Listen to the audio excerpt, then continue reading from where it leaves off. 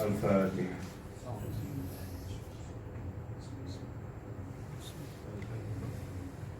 Ya kamu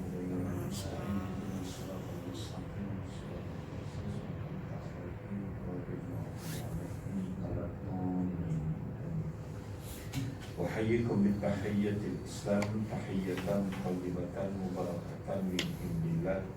Assalamualaikum warahmatullahi wabarakatuh. Alhamdulillah wa kafa wassalatu wassalamu ala rasulihil mustafa wa kafa billahi syahida. Wa qala rabbi shrah li sadri wa yassir li amri wahlul 'uqdatam min lisani yafqahu qawli. Allahumma hawwin 'alaina masa'ibad dunya wa rabbina biqada'ika wa qadarika wa tawallana fid dunya wal akhirah fa innaka khairul mutawallin ya rabbal alamin. Fa amma ba'du. Yang besar lagi berbahagia seluruh ahli jabatan kuasa takbir surau di Cilentawu ini yang tak dapat bersama Ustaz saudara hadir jemput mengurus penjadwalan dan juga EJK yang berhadiri. Wakil muslimat semua sekali didoakan syafaat Allah yashfikum dan moga-moga kita terselamat daripada virus COVID ini. Kita jaga kita. Dan kuliah kita yang tertangguh kurang lebih 3,5 bulan atau 4 bulan yang lalu kerana COVID-19 ini, Ustaz Rojo sampai pada tajuk Khitanul Maulud wa Ahkamuha. Khitan anak yang baru lahir dan hukum hakamnya. Kita belajar pada erti ataupun ta'rif definisi khitan setelah kita belajar ba'aqiqah anak pada tanggal 6 Januari. Kita baca hadis yang pertama, yang kedua sebut tentang erti khitan, kemudian hurai detail berkaitan dengan hadis 8 fitrah kebersihan, salah satunya khitan. Bulan depan sambung hukum khitan. Ini catatan anak. Dan bulan depan itu kebetulannya Januari 3 hari bulan anda tak boleh datang kerana ada mesyuarat sukan di sekolah. Bulan Mac pun tak boleh datang sebelum COVID itu. Ketika itu pun ada mesyuarat program sekolah dan anak bagi tahu awal kalau tak boleh datang pada adik mungkin dicari pengganti ataupun adik sendiri yang berkuliah. Jadi Mac, April, Mei, Jun ni dah masuk Julai. Jadi 4 bulan, 5 bulan yang lalu kita recall balik pelajaran Tarbiyatul Aulad fil Islam ini, kitab yang dikarang oleh Dr. Abdullah Nasir Ulwan, pendidikan anak-anak mengikut acuan Islam. Selepas daripada akikah anak, panjang lebar kita mengupas tentang hukum akikah anak, sunat-sunat akikah, doa-doa ketika menyembelih binatang akikah, hikmahnya. Selepas itu kita masuk pada 5 bulan dulu Mabhasul Rabi', perbahasan yang keempat, Khitanul Maulud wa Ahkamuha. Khitan anak yang baru lahir dan hukum-hukumnya. Di muka surat 118 ini Ustaz tak ulang kerana 119 pun kita dah belajar hadis. Masih ingat kan Nabi kata izal taqal khitanani, apabila bertemu dua khitan yang dimaksudkan zakar dan juga farad, faqad wajabal ghuslu, maka wajib mandi. Maka kita mengupas perkaitan di antara taharah, kebersihan yang menjadi salah satu di antara syarat sah, bukan sekadar sembahyang. Bahkan kita kena bersih ketika kita melakukan ibadat, nak pegang Quran, nak bawa, maka wajib kita mandi. Mandi itu dia melibatkan bersih. Bersih bukan sekadar daripada kekotoran yang luar, meratakan seluruh air di seluruh badan yang zahir ini. Bermula dengan niat, itu mandi hadas besar. Bermula mengangkat hadas besar itu ialah meratakan air di sekalian bulu, termasuk bulu-bulu rambut. Tiba-tiba ada kekotoran di bawah kulit yang belum dipotong, bagi mereka yang bersunat maka dia tak bersih. Bahkan kalau kita bersih sekalipun dah bersunat, tapi kita belum mengangkat hadas besar. Kita tak mandi junub kerana keluar mani tadi, bertemu zakat dan juga faraj, maka sembahyang subuh kita tadi tidak sah kerana kita tidak mandi mengangkat hadas besar. Jadi mandi junub, mandi hadas tadi, salah satunya yang Nabi sebut khitan. Izal taqal khitanani, apabila bertemu dua khitan. Jadi dia bagi laki zakat bertemu dengan faraj, wajib kita mandi. Maka bertemu itu dia berkait dengan khitan. Bagi orang yang tak bersunat, dia hanya bertemu, mungkin kalau tidak bersunat, jaldun, kulit saja. Maka nak kira mandi wajib ni setara mana, tahapnya mana, kalau mereka yang belum bersunat. Difahami alat lelaki itu, maknanya kulit itu yang belum dipotong, maka berbeza dengan alat kelamin orang lelaki yang bersunat. Kulit telah dipotong, nampak macam topi Jerman. Yang ni ada kulitnya, pisang yang belum dikupas. Jadi berbeza. Jadi nak bertemu dengan paras itu kulit ke hasyafah, maka ketika itu pun telah kita kupas. Izal taqal khitanani, apabila bertemu dua khitan. Dan Nabi detailkan wa ghabat hal hasyafah, masuk pangkal hasyafah. Jadi bagi orang yang bersunat dan tidak bersunat berbeza, iaitulah muncul kepala zakarnya. Dan Nabi kata ghabat hasyafah, masuk pangkal hasyafah, yakni zakat tadi, faqad wajabal ghuslu, maka wajiblah dia mandi. Anzal aw lam yunzil, sama ada keluar mani ataupun tidak. Itu bab junub. Kalau kita jima, sama ada inzal ataupun tak inzal, dan masuk hasyafah. Masuk hasyafah tadi kepada pangkal zakat tadi, dan dia melibatkan, iaitulah orang lelaki yang bersunat. Kalau orang yang bukan Islam, dia tak bersunat, jadi nak kira masuk kulit sahaja ke? Kerana apa dia? Kerana dia belum bersunat. Jadi dia melibatkan taharah, melibatkan kebersihan, melibatkan, iaitulah hukum akal dalam bab syarak. Maka dianya menjadi wajib bagi orang lelaki dan juga wajib bagi orang perempuan bagi mazhab Syafi'i. Nanti kita detailkan. Begitu juga mazhab-mazhab yang lain. Hadis-hadis yang menunjukkan wajibnya khitan. Hadis ini pun telah kita baca. Di antara 8 fitrah, Nabi kata minal fitrah, di antara fitrah kebersihan. Kebersihan ini merujuk kepada kebersihan luaran yang dipanggil kebersihan badan. Satu lagi kebersihan batiniyah, kebersihan batin, kebersihan hati, bersih daripada syirik, menyengutu dan juga menduakan Allah, bersih daripada kita sifat-sifat mazmuman, sifat-sifat yang tercela. Itu kebersihan hati. Yang ni kebersihan luaran. Yang luar ni yang nampak bersih, yang pertamanya al-mabmabah, berkumur-kumur. Kalau kita berkumur-kumur, bersih gigi kita, mulut kita tidak berbau. Kalau tidak, lepas makan tempoyak, bau wudu, bukan sekadar bau cencaluk, bau dunia musakin. Dalam makan tak ada otak, contoh kan, bau dunia. Jadi kalau berkumur-kumur, jadi bersih. Antaranya dalam bab mengambil wuduk, maka hukumnya sunat berkumur-kumur. Wal istinsyak, istinsyak membersihkan hidung dengan air, memasukkan air hidung pun bersih. Ketika mengambil air sembahyang, hukumnya sunat. Ketika mandi biasa pun, kalau kita basuh muka pun, kita berada di padang pasir, dalam hutan, kita jalan masuk debu dalam lubang yang ada, termasuk lubang hidung. Cuba gambarkan kita tak bersih, kita letak saja jari kita hitam, macam keluar daripada lombong arang batu. Kenapa ni? Melekat semua sekali kotor. Jadi kebersihan, iaitulah memasukkan air ke hidung. Waqassu syaribi, yang ketiga.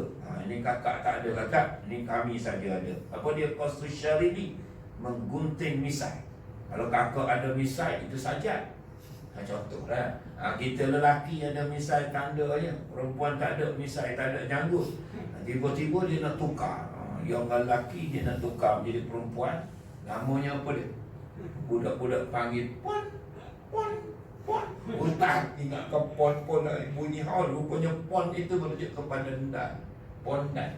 Ataupun maknya yang dipanggil juga bapu ataupun soton. Yang perempuan nak jadi lelaki, dia panggil pengkit, dia panggil tomboan. Jangan. La'anallahu, Allah menana al-mutasyabbihina minar rijal bin nisa, iaitulah perempuan-perempuan yang menyerupai laki, laki-laki yang menyerupai perempuan. Al-mutasyabbihin minar rijal, dianya rajul lelaki, dia tasyabbuh. Mutasyabbihat kan perkara yang sama-sama, dia sama-sama nampak macam lelaki, tapi kita confuse, kita keliru. Dianya lelaki, bin nisa dengan perempuan.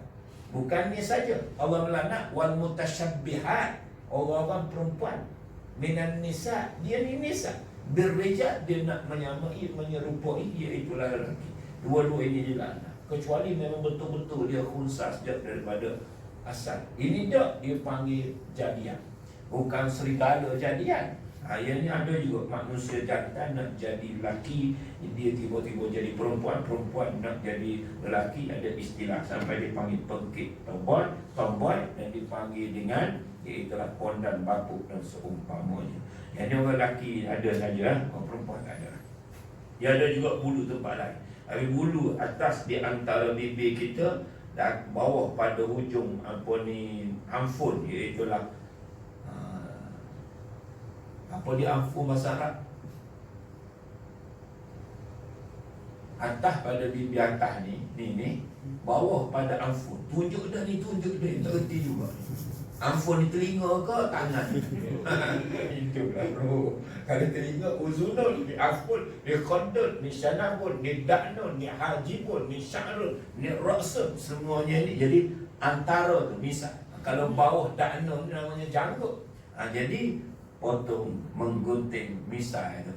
Jangan kita sampai makan pulut dan pengak durian, Allah, kita pun tak selera makan. Tengok dah lah dia simpan misai panjang, janggut panjang, penuh dengan durian yang tak senonoh, nampak kan? Walaupun identiti, tapi ikut identiti Nabi. Ada identiti orang Islam, iaitulah antaranya kena menggunting misai. Wasiwak, bersiwak, ataupun menggosok gigi. Menggosok gigi sampai dipanggil kayu siwak. Ini semua bentuk kebersihan. Tadi kebersihan nampak cantik muka kita, sampai ada tudung dipanggil tudung Datuk K. Nama tudung bagi orang lelaki dua saja, tudung Mawi, tudung Datuk K. Tudung Adif tak ada, tudung Yusri tak ada, walaupun glamour. Kenapa? Kumisnya bagaikan kumis Datuk Khalid Jiwa. Sampai ada misai dia, misal comel tu, sampai letakkan ketika itu nama tudung. Kalau tudung Mawi, sebab nama Mawi pun terkenal, AF3. AF3 lawan Asmawi bin Ali, yang menjadi kegilaan Ikin. Sampai Ikin pun ada tudung dia, tudung Ikin, tudung Mawi. Tapi dua ni dia lelaki. Hak lain tudung Faridah, tudung Mawat, tudung Yuna, tudung Bawat. Tapi merujuk pada tudung Datuk K. Kena faham kan?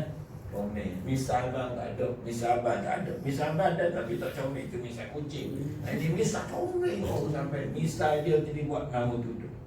Comel. Ni terhati dulu. Kita ni sini tebal, sini mimpi. Kadang-kadang tak comel. Macam dengan misal Datuk K. Sampai misal itu, misal cantik siapa dia? Misal Syashikapu, Rashikapu. Macam-macam misal. Misal ni syanabu. Kalau misal contoh, example. Yang ni misal, yang tu misal, mandal. Yang ni syana, iaitu syarib, menggunting misal, kemudian bersiwak ataupun menggosok gigi. Wa taqlimul azafir, memotong kuku. Potong kuku pun kita telah belajar cara memotong kuku tangan. Yang bermula dengan jari telunjuk, kemudian jari tengah, jari manis, jari kelingking di sebelah kanan, kemudian jari kelingking di sebelah kiri, jari manis, jari hantu, jari tengah, sababah, dan juga ibu jari. Kemudian ditutup dengan ibu jari kanan. Adapun kaki, kaki bermula minal yamin ila biasa, daripada kanan ke kiri. Kalau begini kaki, maka kelingking wahid isnani salasa arba'a khamsah sita sabah samana tiasa asyar. Jadi dapat double pahala. Pahala potong kuku hari Jumaat satu hal, potong kuku kaifiah cara Nabi potong. Simpan pula kuku sampai ada ratu kuku terpanjang. Ratu dia boleh jadi kuku terpanjang di Brazil. Ada seorang lagi rambut terpanjang, ini dia buat sampai bergulung-gulung. Ini ratu. Waktu Bukan ratu sebenarnya hantu. Sebab kukunya hantu duduk bergayut dan juga syaitan. Ketika mana kita ambil air wuduk pun, dia mungkin tak kata kalau kita tidak selap betul-betul, basuh betul-betul. Tambah-tambah tempat kekotoran. Tangan pula tangan kiri. Lepas dia masuk toilet, dia basuh dengan tangan kiri. Dah lah kuku dia panjang. Lepas tu dia pun dibawa celana untuk kita. Dia pelindung untuk kita. Pasal lain macam aku dia punya kau ni. Allah Akbar. Sekarang jadi jaga kebersihan antaranya iaitulah potong kuku. Natful ibti iaitulah selepas bersibak memotong kuku. Natful ibti mencabut bulu ketiak. Yang bulu ketiak ni kena cabut, kena cukur, kena bersih dia. Jangan kita walaupun tak nampak dalam badan, kita tak bersih, tak cukur dan juga tak cabut, bau tak selesa, bau hangit, bau tenik, bau macam kambing bulu, bau macam hamis je.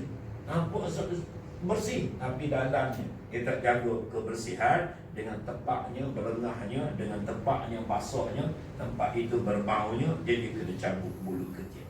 Sampai ada di dalam Melayu dia sebut alang-alang menyelup pekasan, jangan sampai ke ketiak masam. Itu saya rekod sendiri. Alang-alang menyelup pekasan, dia sampai ke pangkat dengar. Ini ketiak masam dia panggil. Tiap masam bau busuk. Kemudian yang berikutnya wal istihdad, iaitulah memotong bulu di kemaluan. Sebab sulit bagi lelaki dan perempuan itu. Tempat itu bukan sekadar dia tertutup, dia berpeluh, kita pakai underwear seluar dalam masing-masing. Kubulun wa dubrun, kubul yang depan itu, dubur itu penuh dengan hutan rimau. Jadi kalau tak cukup, cuba gambarkan. Cuba gambarkan, bukan 3 bulan, 4 bulan, 3 tahun. Itu dah jadi macam dengan jin. Tempat jin duduk dan juga kotor busuk semua. Pastinya tuan bersihkan, memotong ataupun mencabut bulu di kemana. Akhir sekali, akhir inilah pelajaran kita. Wal ikhtitan, iaitulah berkhitan.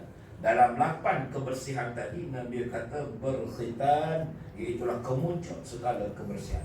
Kalau kita bersih semua sekali 7 ini, dengan berkumur-kumurnya, dengan menggunting misalnya, memasuk air ke hidungnya, dengan bersiwaknya, dengan memotong kukunya, dengan mencabut bulu ketiaknya, bulu hari-hari, bulu kat kepala kita jauh, tapi tidak bersunat, tidak berkhitan, tak bersih juga. Jadi pelik kita apabila dia sanggup orang yang kencing tak basuh, begitu juga dia tidak bersunat, kan? Sanggup dicium, ya. Artis Korea, ya. Ada tajuk dia, kan? Anak remaja kita, perempuan, ya. Gadis Melayu bertuduh cium artis Korea. Bangga pula tuan dan juga buat. Padahalnya dia musyrik, dia mensyirik, menyekutukan Allah. Kan dia orang kafir, jenis tak bersunat. Tapi jadi histeria anak-anak kita. Kerana apakan nang style. Mula-mula style ini yang perempuan tu boleh Blackpink. Macam-macam kan. Dia semua sekali ni jadi kegilaan. Bukan anak remaja juga, mungkin kita utama. Wallahualam. Antaranya muka surat 119 sampai 118, 119, 120 pula hadis yang sama Ustaz Tanah Hurairah, tapi perkaitannya tadi ada kebersihan. Yang dimaksudkan ialah membersihkan, memperindahkan, mempercantikkan pemandangan luar dan fitrah. Kalau luar dah cantik, dah bersih dengan gigi, dengan tidak berbau, tapi kalau tidak bersunat, maka dia kekal kotor kerana dia mengandung kekotoran dalam kulit ataupun kulit yang belum dipotong tadi, maka dia melibatkan taharah. Hadis muka surat 120 ni pun sama. Minal fitrah khamsun al-khitan wal isti'dad wa qasr syarbi wa taqrubul azafir wa natful ibti. Fitrah itu antaranya khitan, memotong bulu di kemaluan, menggunting misai, memotong kuku, dan akhir sekali mencabut bulu ketiak. Tadi dia sebut khitan hujung, yang ini disebut mula-mula sekali minal fitrah al-khitan. Di antara fitrah itu ialah khitan. Yang pelajaran kita ini berkaitan dengan hukum khitan anak yang baru lahir. Berikutnya Dr. Abdullah Nasirullah mengupas tentang adakah khitan itu wajib ataupun sunat. Para fuqaha telah berselisih pendapat tentang perkara khitan itu adakah wajib ataupun sunat.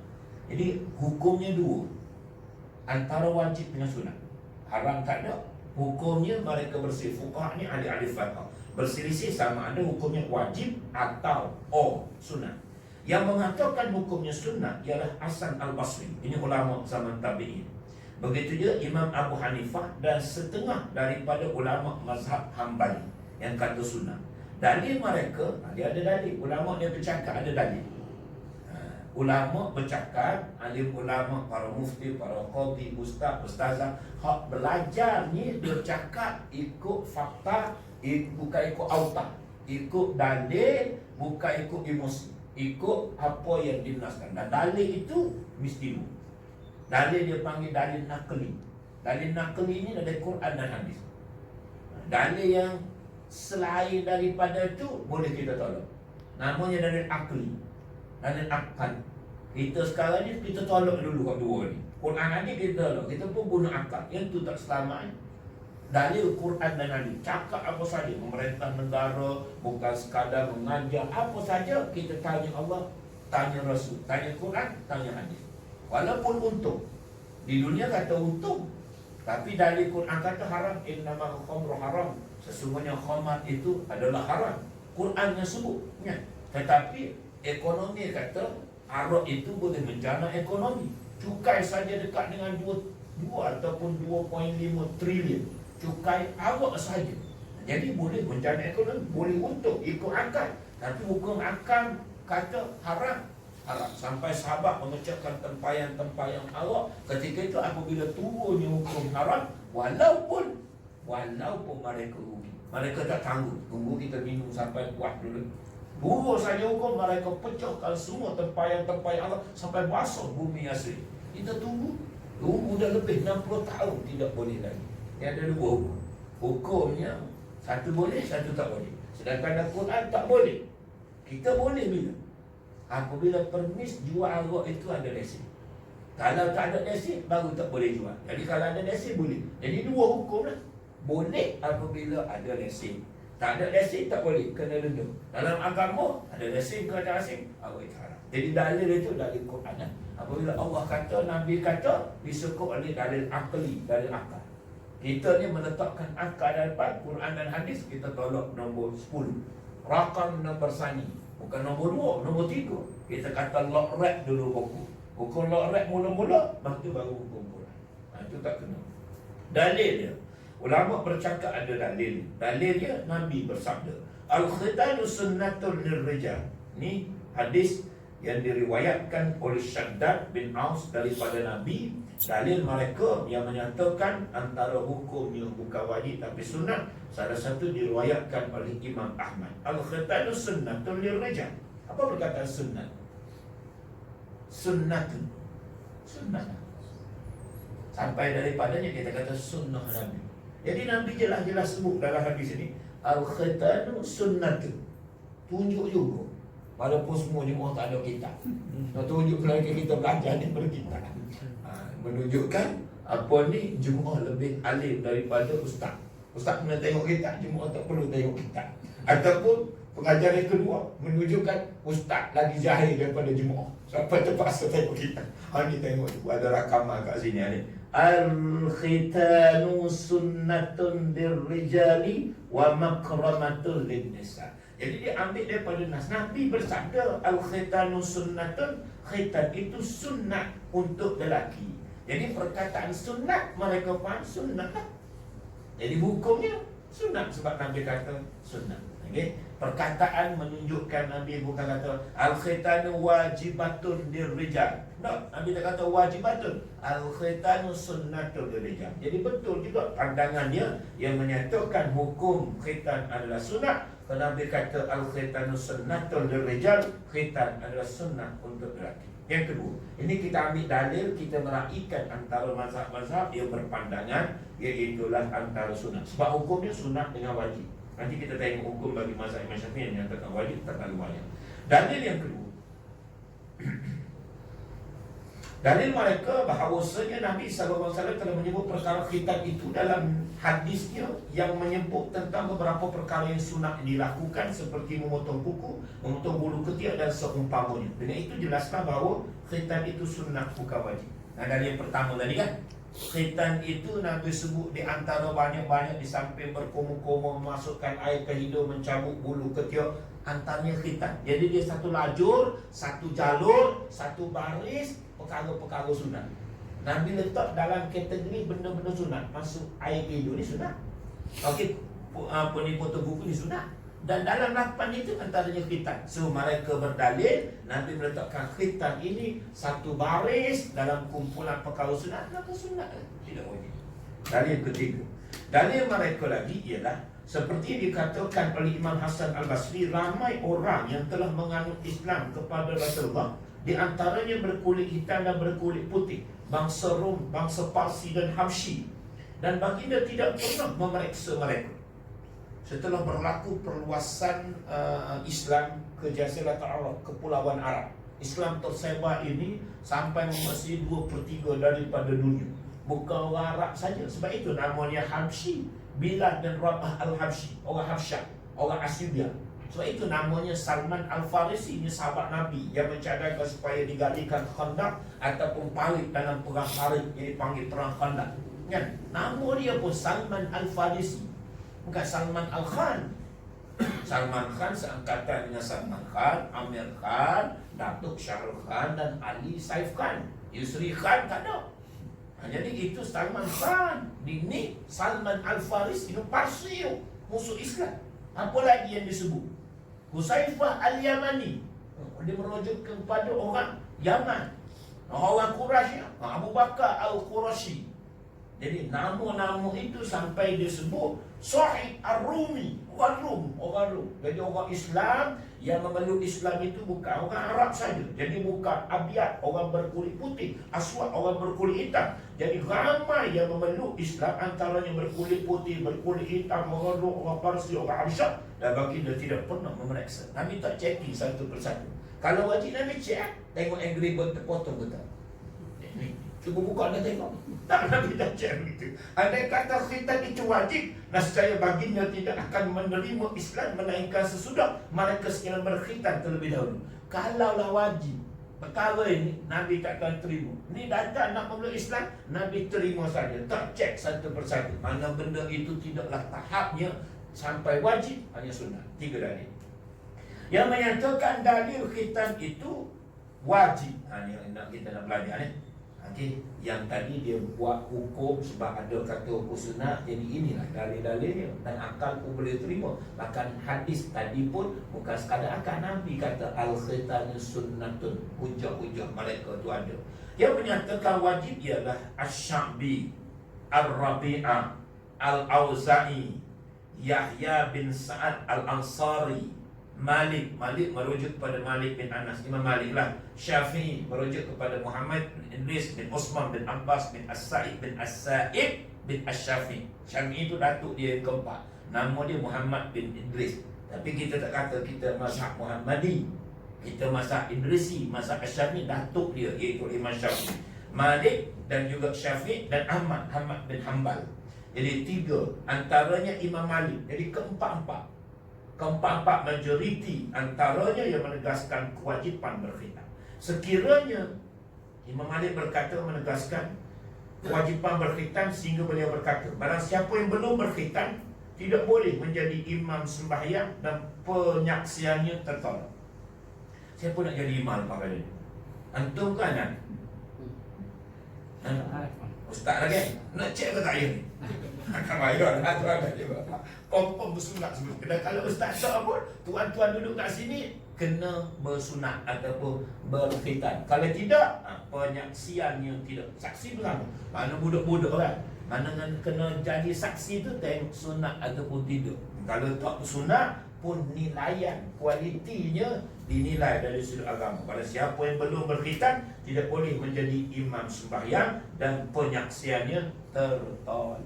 Nak jadi saksi nikah, ataupun nak menyaksikan sesuatu dalam agama ini kan, kalau dia tuduh seorang perempuan melakukan zina, ada 4 orang saksi. Jadi nilai antara tu sunat ataupun tidak, orang Islam ataupun kafir.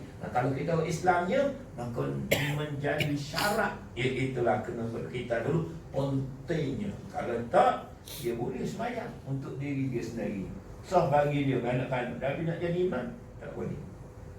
Imam-imam yang tersebut di atas telah memutuskan bahawa yang banyak tadilah, antara yang disebut hampir 10 imam, di antaranya mazhabul arba'ah tadi, memutuskan kewajipan berkhitan dengan berbagai-bagai dalil. Wajibnya bukan sunat, 3 dalil itu saja, tapi wajib. Kami sebutkan sebahagian di antaranya. Jadi sebahagian, anda meraihkan pengarang Dr. Abdullah Nasir Ulwan, dia sebut panjang tuan, sampai begini. Ini baru baca separuh. Moga-moga kita tidak baca mengikut apa yang kita ada saja, tapi mengikut buku. Pertama-tama belajar berkitab. Nombor 1, Qazuat 121. Imam Ahmad dan Abu Daud telah meriwayatkan daripada Uthman bin Qulan, daripada ayahnya, daripada datuknya. Sepotong hadis, Nabi kata, annahu jaa ila Nabi sallallahu alaihi wasallam faqala, bahawasanya dia telah mendatangi Rasulullah sallallahu alaihi wasallam seraya berkata. Ini zaman Nabi, atuk dia dulu. Uthman bin Qulan ambil abihi anjadi, daripada ayahnya, daripada datuknya. Datuk dia dulu, dia kata, dia datang kepada Nabi, faqala, Nabi pun tanya. Nabi berkata, qad aslamtu, saya ni telah memeluk agama Islam. Qala alqi anka sya'aral kufri waqtati. Penyaksian saksi daripada atuk dia dulu cerita pada ayah dia cerita kepada Uthman bin Qulan. Dia kata, atuk aku dulu apabila pergi menghadap Nabi, dia mengaku qad aslamtu, aku telah memeluk Islam. Mula-mula sekali Nabi kata alqi anka, alqi ni campur, bersihkanlah, lontarkanlah, jauhkanlah, bebaskanlah angka daripada kamu. Sya'arul kufri diterjemahkan iaitulah rambut kekufuran. Sya'arul ni rambut, kata. Kalau boleh dari sudut bahasa, rambut ini banyak, berapa helai. Kalau ini dia tak panggil rambut, walaupun bulu juga. Ni namanya misai, syanabut. Ni rambut juga bulu, tapi namanya da'nun. Ni rambut juga dia panggil bulu romo. Ni rambut juga jenis bulu, namanya bulu ketiak. Yang tu bulu ari-ari, banyak bulu betis, bulu dada. Tapi rambut ada kepala. Ada nama yang walaupun semuanya berbentuk bulu. Maka rambut begitu banyak yang melekat pada tubuh badan, pada kepala. Abang rambut lebat lah. Ustaz tak berapa lebat lah. Okay. Ada berapa helai rambut abang lebat? Ada pernah kira berapa helai? Kalau dia kira memang hebat lah. Kalau nak tahu, isteri sayang ataupun tak pada suami. Isteri ada kat belakang, Muslimat. Muslimat, apa khabar semua? Alhamdulillah, baik. Bunyi seorang tu kau ada 100 orang. Ada ramai lah kan. Muslimah, kalau muslimah isteri sayang pada suami, nama Haji Kahar, ke nama apa dia? Macam-macam lah nama kan. Apa ni, Encik Daniel. Kalau Puan Salimah sayang pada Encik Daniel, your husband, berapa helai rambut your husband? Kata cinta, kata cinta. Cinta kan kena-kena. Sahabat Anas bin Malik, sampai dia cinta, dia sayang pada Nabi, dia kenal Nabi, dia tahu ubat Nabi, dia kira ubat Nabi 14 helai. Dia boleh kira. Kakak, kalau kakak betul cinta pada suami, berapa uban suami kakak? Suka sekali. Suami ni dia suka dia kadang. Kakak jawab apa dia? Ada, aku kisah. Beruban tanda tua. Nak bagi tahu dia banyak lah tak? Banyak daripada puluh, ratus, mungkin ribu helai rambut kena buang sehalus rambut sekalipun. Alqi angka, seolah-olah campur daripada kamu. Sya'arul kufri, Nabi kata rambut kekufuran. Sikit pun tak boleh kufur ni. Kita tu atau percaya pada Nabi, percaya pada Allah, percaya pada Rasul, percaya pada malaikat, percaya pada kitab, percaya pada hari kiamat. Cuma satu kita tak percaya, qada dan qadar Allah. Tak boleh, jadi kafir kita. Rukun iman, rukun Islam pun begitu. Dia panggil teori iman, teori akidah. Ini tak sama dengan teori matematik. Matematik kalau 6 tolak 1 tinggal 5. Ya, 6 tolak 5 tinggal 1. Ni rukun iman dan Nabi, kita tolak 1. Buat lain semua kita percaya. Jadi syirik. Tak boleh kita mensyirik ni, menduakan Allah, menyengutukan Allah. Sikit aja. 99%, 1% saja kita syirik pun terbatas semua ibadah. Walaupun iaitulah sikit dosa paling besar. Inna syirka la zulmun azim. Sesungguhnya syirik dosa yang paling besar. Dalam 7 dosa besar tu, fajtami'u sab'il mubiqat. Nabi kata adalah kamu hindari 7 dosa besar. Yang ranking number 1 ialah syirik. Sampai durhaka kepada ibu ayah, zina, lari daripada medan perang, minum arak, mencuri, tapi syirik. Jadi betul lah. Nabi kata setelah kamu masuk Islam, Nabi tak ajar benda lain, semaya, puasa, zakat tu kemudian lah. Tapi setelah qad aslam tu, aku telah memeluk Islam. Nabi kata first mula-mula, alqi anka sya'aral kufri, bersihkan darimu dari rambut kekufuran. Tak boleh sikit pun. Kamu percaya pada Lata, Manat, Hubal, Uzza. Ada 4 ni berhala paling besar. Hubal ni berhala yang kudung tangan dia, tak ada tangan. Suku Jurhum balik, dia buat tangan daripada emas. Jadi Tuhan dia kudung, OKU. Jadi pelik waktu tu dia bersalin emas dekat dengan batu kif. Nama apa dia? Merubung, macam Atraman, Kitaru. Tuan-tuan, yang lain tak percaya, dia percaya pada Hubal. Orang lain semua dia tolak. Ataupun 300 berhala. Ada kata 360 ekor berhala. Semua dia tolak 300, tapi 4 ni dia tak tolak. Ataupun Hubal, Latah, Manat, semua dia tolak. Uzza dia tak tolak. Tak boleh, walaupun 1%. Kalau cinta tak apa. Tanya Mas Hidayat, cintaku 100%. Ada pegang macam tu mikrofon. Cinta 100%. Betul? Kau nak sambung lagu ni? Allahu Akbar. Kena 100%, mi'atun fi mi'atin, 100%. Tak boleh 99% saja. 1% syirik pada Allah, batal semua akidah kita. Campak daripada kamu dari rambut kekufuran. Yang kedua bro, wahtatin. Nabi kata wahtatin. Lepas daripada kamu campak segala jenis kekufuran, segala kamu beriman, Nabi pesan yang kedua wahtatin, menunjukkan pentingnya berkhitan. Nabi tak pesan benda lain. Sebab itu memeluk Islam ni kena sunat. Sebab kamu nak sembahyang, memeluk Islam, maka kena berkhitan. Nabi kata antaranya berkhitan. Hadis yang kedua. Yang kedua, ini laju sikit kita baca. Perhatikan ada 7-8 dalil mengatakan wajib ini. Nabi kata man aslama falyakhtatin. Barang siapa yang memeluk Islam, falyakhtatin, hendaklah dia berkhitan. Wa in kana kabiran, walaupun miskin pun dia sudah tua. Digambarkan ketika Nabi Allah Ibrahim berkhitan, Allah arahkan salah satu di antara kewajipan kepada Nabi Allah Ibrahim. Mengikut Ibn Hajar, Nabi Allah Ibrahim diperintahkan berkhitan dalam usia 80 tahun. 80 tahun. Waktu 95 tahun. Ni 80 tahun. Sampai sebenarnya Allah suruh, Allah wajib, maka dia membuat. Sesungguhnya engkau, Nabi sebut, Nabi Allah Ibrahim, wahai Tuhanku, aku tidak suka untuk menunda-nunda perintahmu. Allah suruh saja, maka dibuat. Termasuklah walaupun usianya sudah tua. Tua-tua tak bahaya lah. Mana-mana pun. Ini bukan untuk syahwat saja berkhitan ni kan. Tak payahlah berkhitan. Kita katakan tak payahlah sunat tua-tua. Tak ada beza. Sampai orang yang bukan Islam pun sekarang ni dia berkhitan juga. Sebab dia tahu khasiat. Iaitu berkhitan kali yang kedua dia seumpamanya.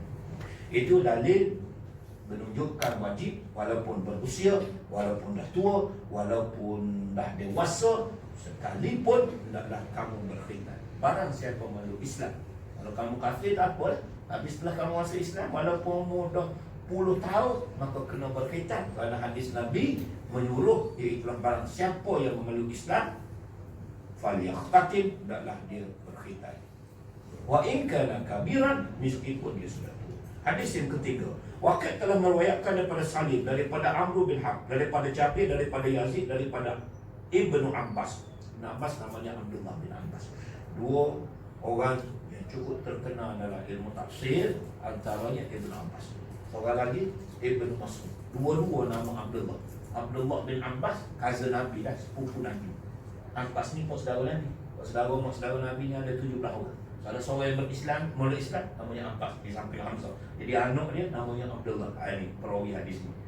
Ibnu Abbas, sepupu Nabi, dipuji oleh sahabat yang juga nama Abdullah. Dia kata, nikmat terjemahan Al-Quran Ibnu Abbas. Ibnu Abbas ni. Siapa kata? Ibnu Mas'ud kata.